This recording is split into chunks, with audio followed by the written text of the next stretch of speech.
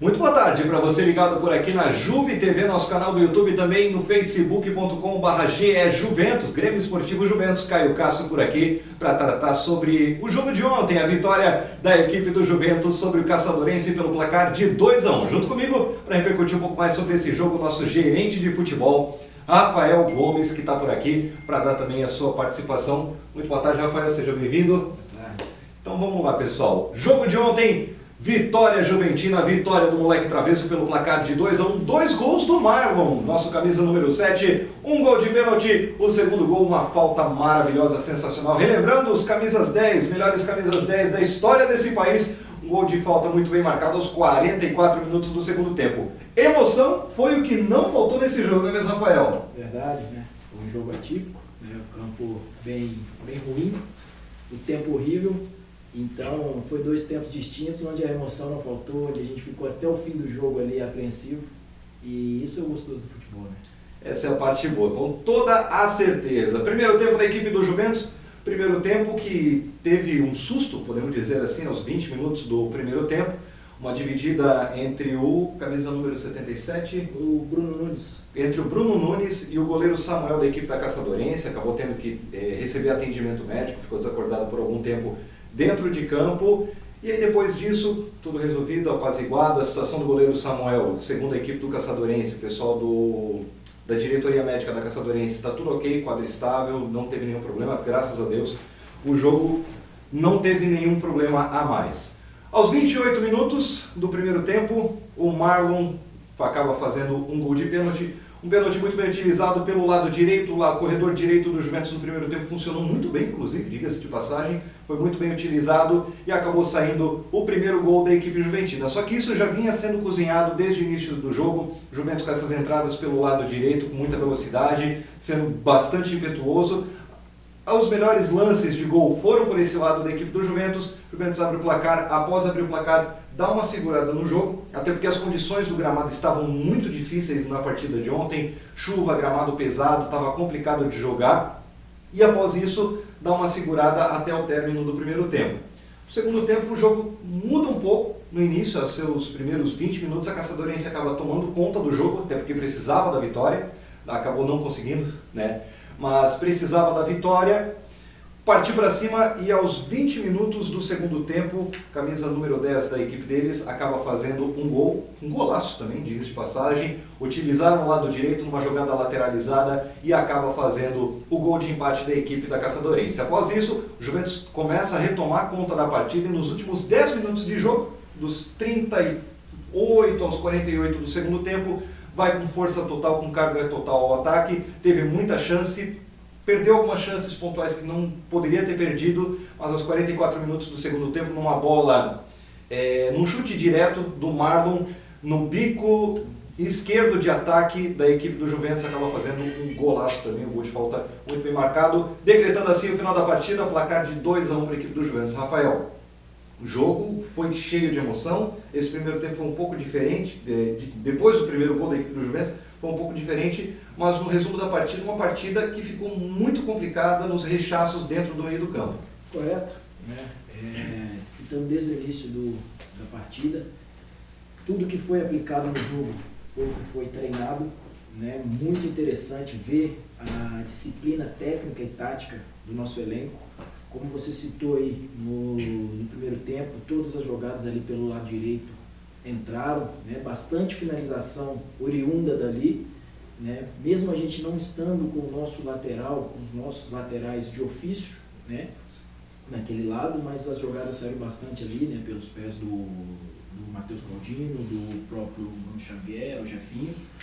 Inclusive, o pênalti foi oriundo de uma jogada de um zagueiro pelo lado direito, né?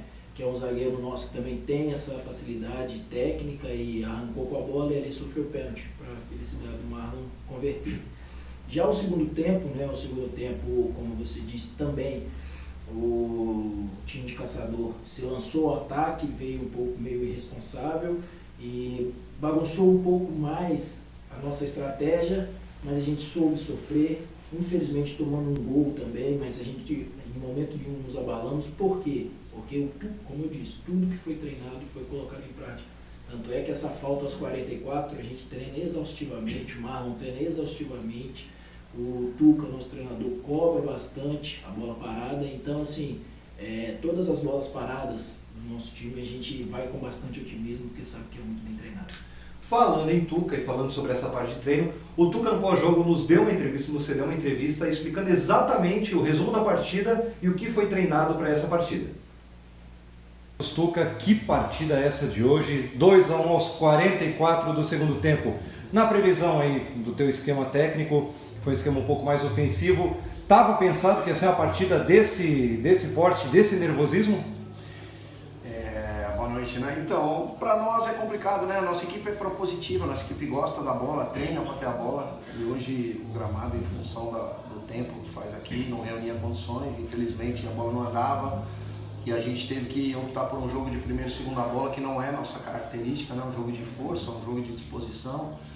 E acabamos sendo premiados pela garra, pela entrega, pelo compromisso, né? A gente fez um primeiro tempo muito bom enquanto ainda era possível jogar, enquanto o lado do campo permitia que a gente criasse a profundidade. Tivemos 3 ou 4 chances claras, acabamos fazendo uma, né? A gente poderia já ter decretado uma sorte melhor no jogo na primeira etapa. Depois acabamos tomando gol oriundo de uma lateral, né? O rapaz foi muito feliz, acertou um chute de muita felicidade, mas a gente brigou até o final, né? A gente conversou muito sobre isso agora depois do jogo, que a gente poderia ali começar a reclamar e se ofender, e não, a gente continuou mostrando a nossa força, a nossa inspiração, brigou até o último instante e acabou sendo premiado com um gol aí no apagar das luzes, que nos mantém mais vivos do que nunca aí uma classificação. Tá aí então a entrevista do nosso técnico Tuca, ele falou um pouquinho o resumo da partida, sobre os possíveis prospectos também para a próxima partida contra a equipe do Joinville, lá na Arena Joinville. Voltando um pouquinho para a partida de ontem, a nossa vitória pelo placar de 2-1 contra a equipe do Caçadorense, um fator que chamou bastante atenção no jogo de ontem, na partida de ontem, foi a arbitragem. Foram 9 cartões amarelos e 3 cartões vermelhos, sendo todos os 3 por reclamação. Como assim, Arnaldo? Você vê que quando o jogo está num campo molhado, bastante escorregadio, tem muitas faltas. Até mesmo são faltas que parecem ser bem violentas, mas pelo campo está escorregadios, enfim. Então, não critico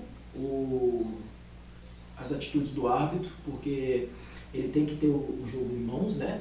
Agora, quando se pega pelos cartões vermelhos por reclamação, já cabe um pouco mais a questão da disciplina, né? Ou então de interpretação do que ele ouviu, né?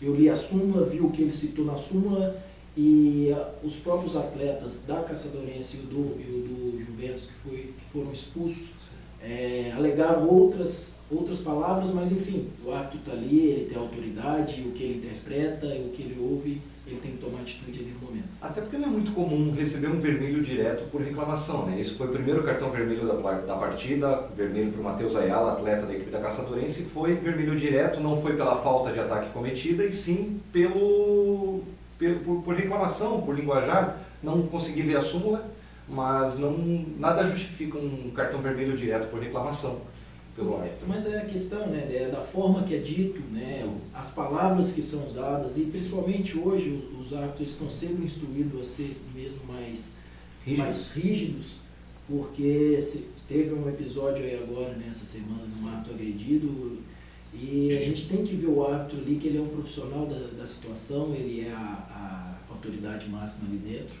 né? Quando tem que criticá-lo, a gente critica, quando tem que elogiar, a gente elogia, e quando tem que ser coerente, a gente vai ser coerente também. Então, assim, quando se diz por reclamação, cabe cada interpretação de cada pessoa ali no que ele ouviu no momento. Isso é fato.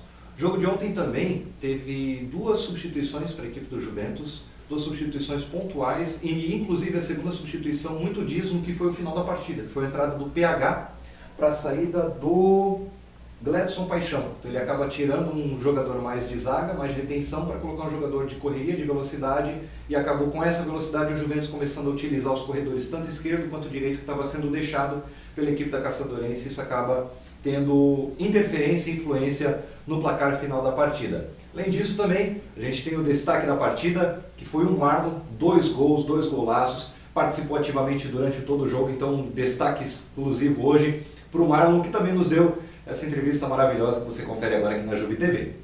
Desde já, obrigado pelas palavras. Fico muito feliz de poder ajudar o Juventus de alguma forma. Quero ressaltar aqui a entrega do grupo, parabenizar o grupo que do início ao fim sempre acreditamos na vitória, que hoje era muito importante.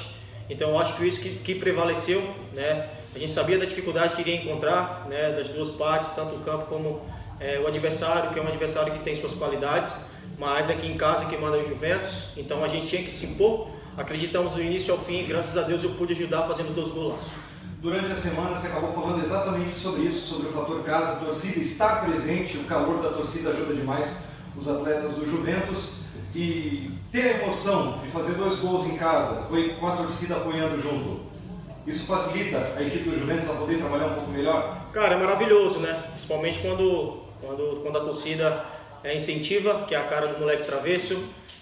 Quero dar os parabéns também à torcida que compareceu aqui. Aqueles que não puderam comparecer, espero que no próximo jogo possa comparecer ao estádio para que possa ser mais o 12º jogador aqui no estádio de João Marcado, porque eu tenho certeza que eles fazem a diferença como fez hoje. Muito bem, então, tivemos aí a entrevista do Marlon, camisa número 7, destaque da partida, que falou um pouco mais também sobre como foi a partida pro lado dele e citou outro fator importante, que foi o fator torcida em casa. Falando em torcida em casa, o borderô de ontem foram 85 pagantes aqui no estádio João Marcato para uma renda de R$ 1.170.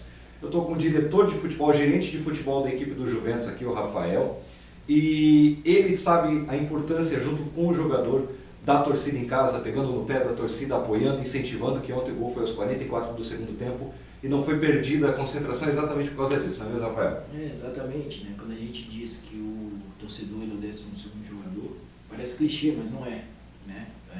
O torcedor está ali para apoiar, para gritar, para pegar no pé, para xingar e principalmente o apoio. E foi isso que aconteceu. Você viu que o jogo até os 44 minutos estava empatado, com a ajuda do torcedor, com o apoio do torcedor, a gente conseguiu o resultado positivo.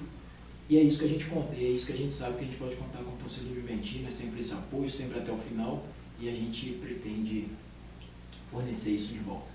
Coisa boa demais. Voltando um pouco para a Copa Santa Catarina, a próxima partida do Juventus é clássico norte catarinense, Joinville e Juventus